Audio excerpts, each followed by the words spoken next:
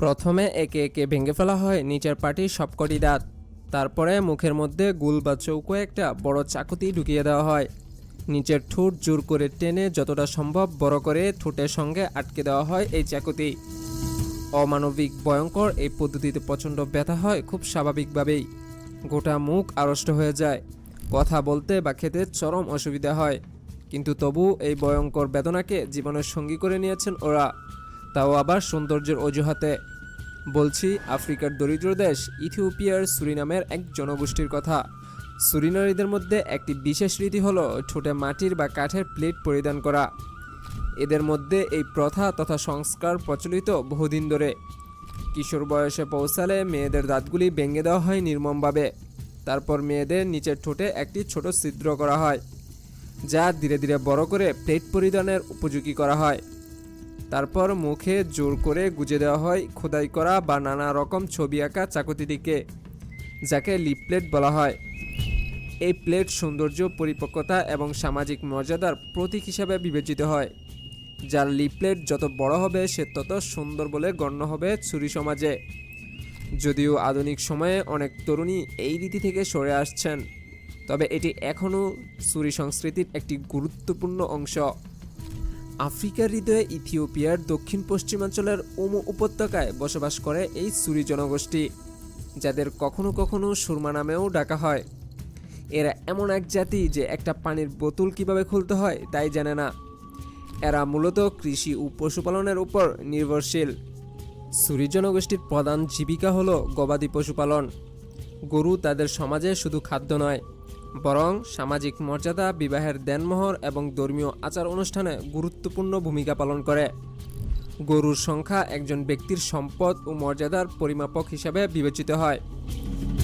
সুরি পুরুষদের মধ্যে একটি গুরুত্বপূর্ণ ঐতিহ্য হল ডুঙ্গা বা লাঠি যুদ্ধ। এটি একটি আচারিক খেলা, যেখানে যুবকরা দীর্ঘ কাঠের লাঠি দিয়ে একে অপরের সাথে লড়াই করে।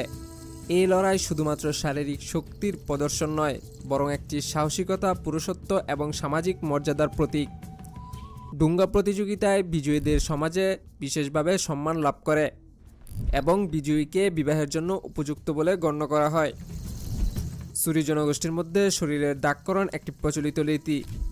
নারীরা সাধারণত সৌন্দর্য ও পরিচয়ের প্রতীক হিসাবে দাগকরণ করেন, যেখানে ত্বক কেটে ছাই বা গাছের রস লাগিয়ে দাগ তৈরি করা হয়। আর পুরুষদের ক্ষেত্রে এই দাগকরণ শত্রুদের সাথে লড়াইয়ের স্মৃতি বা সাহসিকতার প্রতীক হিসাবে ব্যবহৃত হয়। বর্তমানে সুরি জনগোষ্ঠী বিভিন্ন চ্যালেঞ্জের সম্মুখীন। আধুনিক উন্নয়ন প্রকল্প, জমি অধিগ্রহণ এবং পার্শ্ববর্তী উপজাতিদের সাথে সংঘর্ষ তাদের ঐতিহ্যবাহী জীবনযাত্রাকে হুমকির মুখে ফেলেছে।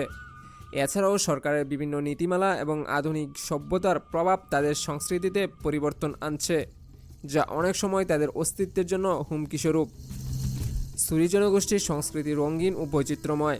তারা শরীর ও মুখে বিভিন্ন রঙের মাটি দিয়ে আঁকেন, ফুল ও গাছের পাতা দিয়ে তৈরি করেন অলঙ্কার এবং বিভিন্ন উৎসবে অংশগ্রহণ করেন। এই চিত্রগুলো তাদের সংস্কৃতির জীবন্ত প্রতিচ্ছবি, যা বিশ্বব্যাপী পর্যটকদের আকর্ষণ করে। সুরি জনগোষ্ঠী আমাদের চোখে আনে এমন এক জীবনযাত্রার ছবি, যেখানে সাহস, সংস্কৃতি এবং স্বকীয়তা একসাথে বেঁচে আছে প্রকৃতির গভীরে। আধুনিকতা যেখানে প্রতিনিয়ত প্রাচীনতাকে গ্রাস করে নিচ্ছে, সেখানে সুরি মানুষেরা এখনও তাদের ঐতিহ্য ও আত্মপরিচয় বুক দিয়ে আগলে রেখেছে। তাদের ঠোঁটের প্লেট শুধু সৌন্দর্যের প্রতীক নয়, এটি প্রতিরোধের ভাষা। তাদের লাঠিযুদ্ধ শুধু একখানি খেলা নয়, বরং প্রজন্মের পর প্রজন্ম ধরে টিকে থাকা সাহসিকতার উত্তরাধিকার। তাদের দাগ করা দেহ কেবল অলঙ্কার নয়, বরং এক একটি ইতিহাসের সাক্ষী চিহ্ন। তবে একটি প্রশ্ন থেকেই যায়, এই গর্বিত উপজাতির ভবিষ্যৎ কোথায়? আধুনিক উন্নয়ন আর সামাজিক পরিবর্তনের ঢেউয়ের মাঝে তারা কি টিকে থাকতে পারবে, নাকি সময়ের স্রোতে একদিন হারিয়ে যাবে? আমাদের উচিত শুধু তাদের দেখে বিস্মিত হওয়া নয়, বরং এই অসাধারণ জনগোষ্ঠীর সংস্কৃতি ও অস্তিত্ব রক্ষায় সচেতনতা গড়ে তোলা। কারণ পৃথিবীর বৈচিত্র্য শুধু প্রযুক্তিতে নয়, বরং এমন সুরি জনগোষ্ঠীর মতো হাজারো জীবন্ত সংস্কৃতিতে লুকিয়ে আছে। তো বন্ধুরা, আপনারা সুরি জনগোষ্ঠী সম্পর্কে আগে থেকেই জানতেন কিনা তা অবশ্যই আমাদের কমেন্টে জানাবেন। আর এই রকম রহস্য, রোমাঞ্চকর এবং অজানা সব উপজাতি সম্পর্কে জানতে আমাদের চ্যানেলটি সাবস্ক্রাইব করতে হবে। দেখা হচ্ছে পরবর্তী কোনো ইন্টারেস্টিং ভিডিওতে। ততক্ষণ পর্যন্ত সবাই ভালো থাকুন। আল্লাহ হাফেজ।